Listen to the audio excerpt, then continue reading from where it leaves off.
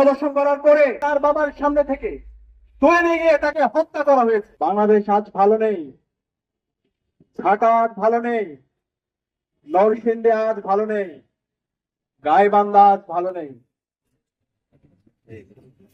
জুলাই বিপ্লব পরবর্তী এত শাহাদাতের মাধ্যমে আমাদের আশা ছিল একটা নতুন বাংলাদেশ পাবো, যে বাংলাদেশে আমার মা বোনদের নিরাপত্তা থাকবে, যে বাংলাদেশে চাঁদাবাজি সন্ত্রাস থাকবে না, যে বাংলাদেশে মাফিয়াতন্ত্র থাকবে না, যে বাংলাদেশে সকল মানুষের অধিকার নিশ্চিত করা হবে।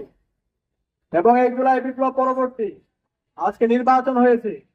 নির্বাচন পরবর্তী আমাদের আশা ছিল যে সরকার আসবে, সেই সরকার শুধুমাত্র একটা দলের হবে না, কোন একক বর্গের হবে না, সকল মানুষের, সকল দলের, সকল মানুষের অধিকার নিশ্চিত করবে সেই সরকার। কিন্তু আমরা দেখতে পেয়েছি আজকে এই সরকার শপথ নেওয়ার পরে 12 থেকে 13 দিন হচ্ছে। এই 13 দিনে তারা আমাদের এই দেশের নাগরিকদের জীবনের নিরাপত্তা তারা দিতে পারেনি। তারা আমাদের এই দেশের নাগরিকদের সম্পদের নিরাপত্তা তারা দিতে পারেনি। তারা আমার এই দেশের মা বোনদের ইজ্জতের নিরাপত্তা তারা দিতে পারেনি। নির্বাচন পরবর্তী 24 ঘন্টার মধ্যে আমরা 4টা লাশ পড়তে রেখেছি। সারা দেশে আমার মা বোনদের উপর হামলা হচ্ছে। এই ঢাকা বিশ্ববিদ্যালয়ে এক দলের সন্ত্রাসীরা আমাদের বোনদের উপর তারা হামলা করেছে। একই সাথে আমরা দেখতে পেয়েছি রামপুরের মধ্যে 5 বছরের এক শিশুর উপরে হামলা করে তাকে হত্যা করা হয়েছে। যখন মামলা করতে গিয়েছে পরিবার, তখন প্রশাসন থেকে বলা হচ্ছে এই ধরনের দুর্ঘটনা আপনারা মাইনে নেন। আরে ভাই, এই ধরনের দুর্ঘটনা মাইনে নেওয়ার জন্য কি জুলাই বিপ্লব হয়েছে? এত রক্তের মাধ্যমে যদি আমরা সেই ফেসিবাদী বয়ান শুনতে হয়, তাহলে আমরা ছাত্র সমাজ বেঁচে থাকতে আমরা এই ধরনের ফেসিবাদ বাংলাদেশে কায়েম হতে দেব না।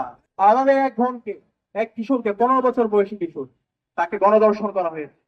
গণধর্ষণ করার পরে যখন সে বিচারের দাবিতে এলাকার বিএনপি নেতার কাছে গেল, পরবর্তীতে তাকে বিভিন্ন ধরনের হুমকি দেওয়া হলো এবং এরপরে ওই পরিবারের সামনে থেকে, তার বাবার সামনে থেকে তুলে নিয়ে গিয়ে তাকে হত্যা করা হয়েছে। আমরা এখন পর্যন্ত এই ঘটনার সাথে যারা জড়িত এবং যারা ইন্ধন জুগিয়েছে তাদেরকে দৃষ্টান্তমূলক বিচার আওতা আনতে দেখিনি। একই সাথে আমরা দেখতে পেয়েছি হাজারিবাগে এক শিশুকে হত্যা করা হয়েছে।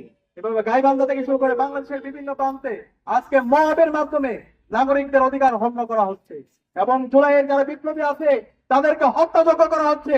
এবং এক খুনি হাসিনা, যে গত 16 বছরে বাংলাদেশের ফেসিবাদ কায়েম করেছে, বাংলাদেশকে কার্যকর রাষ্ট্রে পরিণত করেছে এবং এই জুলাই বিপ্লব আমাদের 2000 ভাই বোনকে শহীদ করেছে। এই খুনি হাসিনা এবং তার দূষকদেরকে আবার বাংলাদেশে পুনর্বাসনের ব্যবস্থা করছে একটি দল। আমরা সাবধান করছি এই খুনি হাসিনা এবং তার দূষকদের বিরুদ্ধে বর্তমান সরকারকে জিরো টলারেন্স নীতি ঘোষণা করতে হবে। এই বাংলাদেশে খুনি হাসিনাকে ভারত থেকে নিয়ে এসে তাকে ফাঁসির কাছে ঝুলাতে হবে, রায় কার্যকর করতে হবে। এই জুলাই বিপ্লবীতে আমাদের 2000 ভাই বোনকে শহীদ করেছে। খুনি হাসিনার যা মাস্টার মাইন্ড আছে, এই আওয়ামী লীগ, ছাত্রলীগ, যুবলীগকে এই বাংলাদেশে বিচারের আওতায় নিয়ে আসতে হবে।